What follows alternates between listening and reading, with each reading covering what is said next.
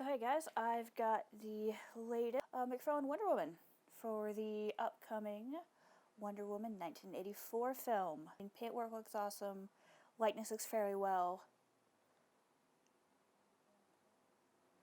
looks very decent with articulation and such. So how about we get her out of her nice shiny package and really see what we've got. Really kind of dig this. This is really kind of cool.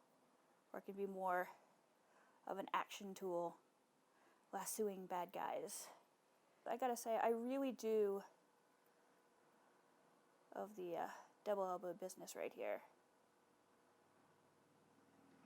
And also, let me see if we can get her into focus here. This wrist, or actually any of the wrists that McFarland does. Because in most action figures you'll find all this covered. You'll find this peg covered further in the wrist, and then you'll just have the hand hanging out. So I understand structurally this makes more sense. Figures that swap hands, you'll find the peg lives here, rather than the peg actually living in the palm, which structurally, it makes more sense, it's more sound, it's less likely to break in that way. I'm going to figure, unfortunately not a super amount, let me see if I can fix this. Not a super amount of ab flex, which is really kind of important, especially with posability. Like, I take pictures of action figures. I want to get them in the best posing way possible.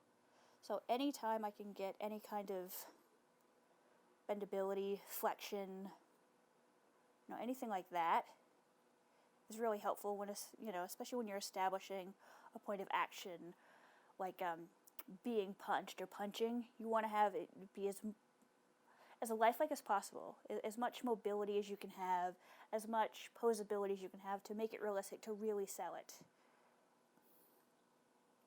But I gotta say, I do like the details on the bracelets here. I mean, overall, paint, nice. Definitely digging it. Likeness is actually quite good. Oh, looks like we've got quite lovely double jointed knees. Awesome. One of the things I'm not super stoked about with McFarland is ankles. I mean, at least in this, they're much better disguised in other figures. It looks like it's more structural. It's not as seen as you'd find in either the Superman, Batman, Green Arrow figures, where it makes a lot more sense. And it's not as distracting.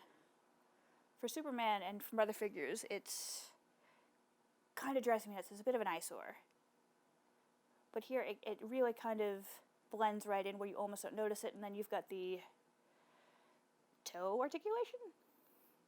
I don't know. I mean, unless she's playing soccer, everything seems to move quite well. But I do kind of wish there was like a pair of fists or something, like, or a sword. I know she's quite famous for having a sword, but some more like some kind of punchy fist would be, awesome as well. But overall, I think she's a pretty figure. Obviously, I'll probably take some time, put some shots up on the Insta. And if you guys like more of these reviews, let me know. I'm kind of looking for kind of new ways of engaging with you guys and finding cool stuff. So let me know in the comments.